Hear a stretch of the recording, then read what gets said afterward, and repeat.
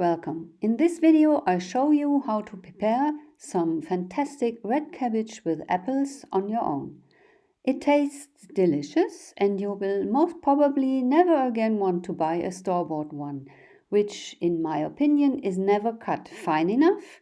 Mostly it is served half raw and almost always much too acidic.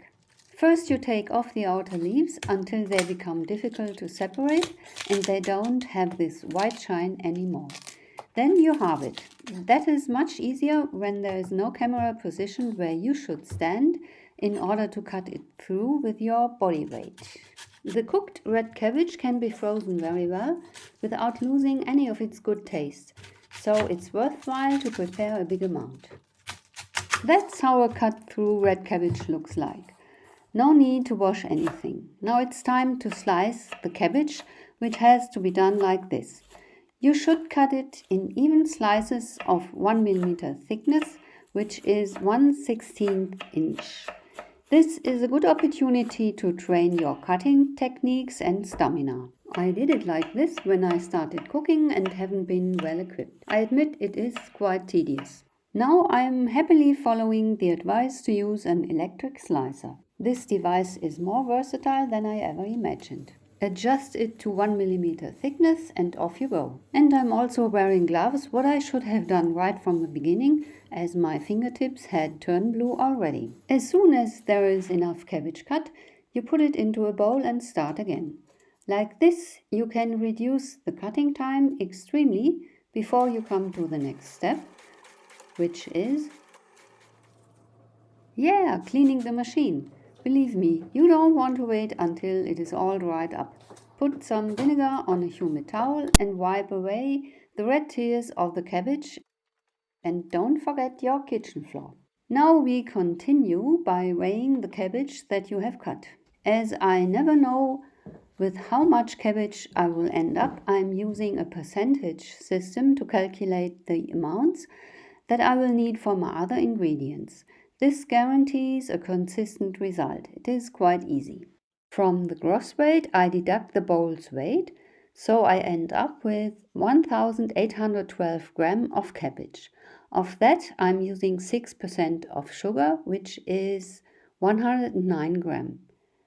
18 grams of salt and 30% apples makes something around 540 grams of apples, plus 18 turns of the pepper mill, as I count 1 turn for 100 grams of cabbage.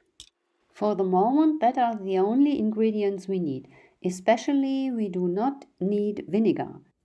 So you weigh your sugar and salt, mix it, and you add the pepper and mix it in as well. This mixture has to be worked into the cabbage, and as I'm having here quite an amount of it, I do it step by step. It took me 10 minutes. First you loosen it up a little bit, as you have already seen. Then you spread the sugar mixture over it.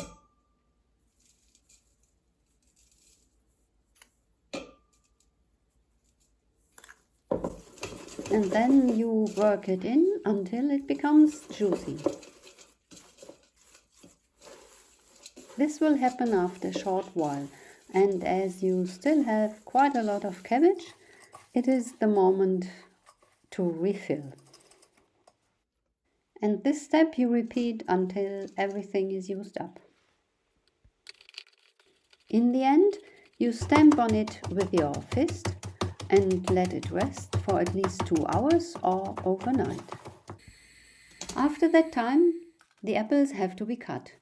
The fastest method is peeling all the apples, then quartering them all, then cutting off the core. It is the fastest way of proceeding, as you don't have to change your knives all of the time. Now we can start the cooking process. Those apple quarts can be cut while putting them into the casserole in which you will cook the cabbage, but you don't have to. The cabbage has some juices in the bottom of its recipient. You put everything on top of the apples and start cooking. The cabbage will be cooked in its own juices. I'm not adding any more water. This would only be necessary if it was too dry. When you taste the cabbage, and I hope you do, it will be sweet, sharp, and a little bit salty. That's okay. Acidity will be missing. That's okay too. We will add vinegar, but only, and that's important, at the end of the cooking time when the cabbage is done.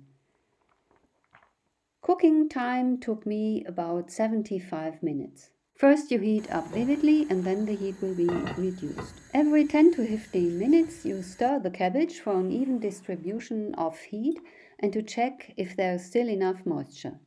When lifting the lid, make sure that the condensed steam under it can flow back into the casserole, so the cabbage won't dry out too fast, and it also prevents you from having to clean the space where you have put it. As you can see, the apples are cooking to a pulp. Using 2 spoons is more practical. Now it's only a question of stirring, taking care that nothing gets burned, and finally tasting for doneness.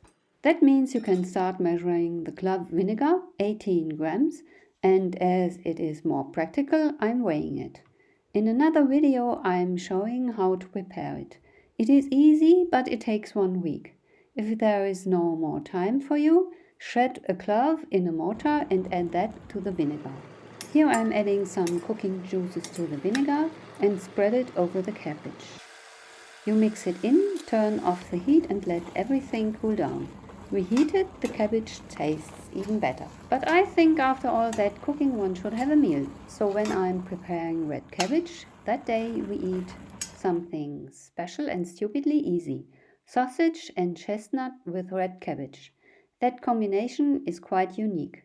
Fry a sausage, reheat some vacuum-packed chestnuts in milk or water, add salt and pepper to your taste, and that's it. The remaining cabbage will be frozen. Per person I'm counting 120 to 150 grams, depending on the fact if there will be a starter or a dessert with the meal. I hope I have well explained how to prepare that dish. Ingredients and amounts you will find in the description below. Please like and subscribe and Guten Appetit!